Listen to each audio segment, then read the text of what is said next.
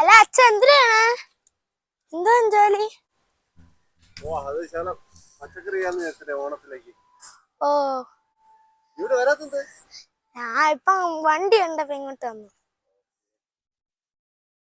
നമുക്ക് ഇതൊക്കെ ഒന്ന് റെഡിയാക്കണം. ഓ ഓക്കെ. ഹായ് സുഹൃത്തുക്കളെ, നാഞ്ചല്ലൂർക്കാരന്റെ പുതിയൊരു വീഡിയോയിലേക്ക് എല്ലാവർക്കും സ്വാഗതം.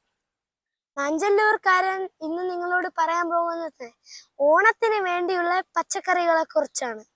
ഓണത്തിലേക്ക് നമ്മൾ വിവിധ തരം പച്ചക്കറികളാണ് ഇവിടെ നട്ടിരിക്കുന്നത്. അപ്പൊ നമുക്ക് അതെല്ലാം ഇന്ന് പരിശോധിച്ച് പോകാം. എല്ലാവരും എന്റെ വീഡിയോസ് ലൈക്ക് ചെയ്യണം, സബ്സ്ക്രൈബ് ചെയ്യണം. ഓണത്തിന് നമുക്ക് ആവശ്യമായ പച്ചക്കറികൾ എന്ന് പറയുമ്പോൾ ഏറ്റവും കൂടുതൽ ആവശ്യം വെണ്ട, വെള്ളരി, കത്തിരി, വഴുതലങ്ങ, ചീര. അപ്പൊ ഇതെല്ലാം ഞങ്ങൾ ഇന്ന് ഇവിടെ ചെയ്തിട്ടുള്ളൂ. കുറേശ്ശേ ചെയ്തുള്ളൂ, കൂടുതലൊന്നും അധികമായിട്ടൊന്നും ചെയ്തില്ല. മഴ ശക്തമായൊക്കെ വരുന്നത് കൊണ്ട് അധികം ഒന്നും ചെയ്യാൻ സാധിക്കുന്നില്ല. അപ്പം നമുക്ക് ഓരോന്നും ചെയ്തിരിക്കുന്ന രീതികളെ കുറിച്ചൊന്ന് നോക്കാം.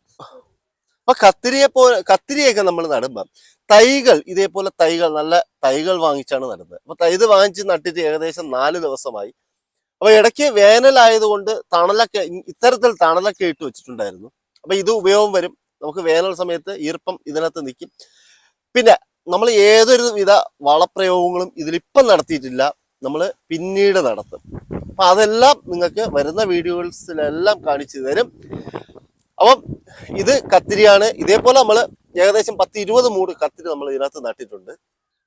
വഴുതലങ്ങയാണ്. അപ്പം വഴുതലങ്ങ നമ്മൾ ഏകദേശം അതും ഒരു 10-20 എണ്ണം നട്ടിട്ടുണ്ട്. അപ്പൊ ഇതെല്ലാം അടിയിൽ ഏതൊരുവിധ വളപ്രയോഗങ്ങളും ചെയ്യാതെയാണ് നമ്മൾ നട്ടിരിക്കുന്നത്. അപ്പൊ ഇതിന്റെയൊക്കെ ഇതെല്ലാം പൊടിച്ചു വന്നതിന് ശേഷം കുറച്ചുകൂടിയൊക്കെ വളർന്നതിന് ശേഷം നമ്മൾ വളപ്രയോഗം നടത്തും.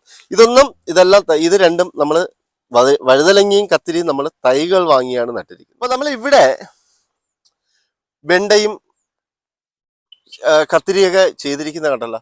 ഇതിപ്പോ കത്തിരിയാണ്. അത് കഴിഞ്ഞിട്ട് തൊട്ടടുത്ത് തന്നെ നമുക്ക് വെണ്ട നട്ടിട്ടുണ്ട്.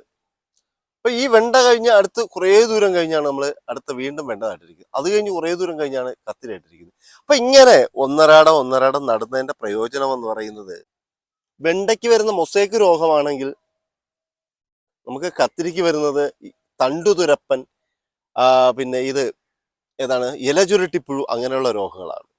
അതൊന്നും ഇത്തരത്തിൽ അടുത്തടുത്ത് നിൽക്കുന്നത് കൊണ്ട് അടുത്ത ചെടിയിലേക്ക് ബാധിക്കില്ല. അതുകൊണ്ടാണ് നമ്മൾ അത്തരത്തിൽ തന്നെ നമ്മുടെ വെണ്ട തൈ ഇവിടെ നമ്മൾ വെണ്ട വിത്താണ് പാകിയത്. അപ്പം വെണ്ട വിത്ത് ഏകദേശം പൊടിച്ചു കഴിഞ്ഞു. നമ്മുടെ കത്തിരിയും ഏകദേശം ഒക്കെ പൊടിച്ചു കഴിഞ്ഞു. അപ്പൊ കത്തിരി ഇനി കുറച്ച് കത്തിരി ഇപ്പൊ ഈ മഴ നിന്നതുകൊണ്ട് കുറച്ച് കത്തിരിയൊക്കെ അഴുകിപ്പോയി. അതൊന്നും സാരമില്ല, നമുക്ക് തൈ വാങ്ങിച്ച് നടന്നുകൊണ്ട് പെട്ടെന്ന് നമുക്ക് റെഡിയാക്കി എടുക്കാൻ സാധിക്കും. നമുക്ക് അവിടെ ചീര, ഓണത്തിലേക്ക് നമ്മൾ ചീരയൊക്കെ നട്ടിട്ടുണ്ട്.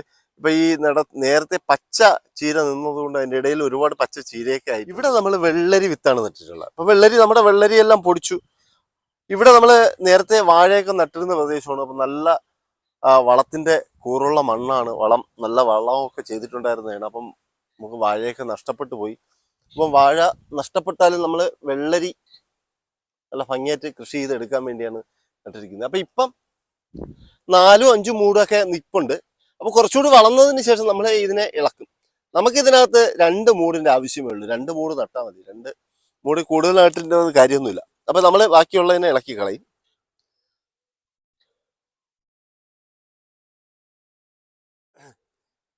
അപ്പൊ നമ്മൾ വെള്ളരി നട്ടിട്ടുണ്ട്, വെണ്ട നട്ടിട്ടുണ്ട്, വഴുതലങ്ങ നട്ടിട്ടുണ്ട്, കത്തിരി നട്ടിട്ടുണ്ട്.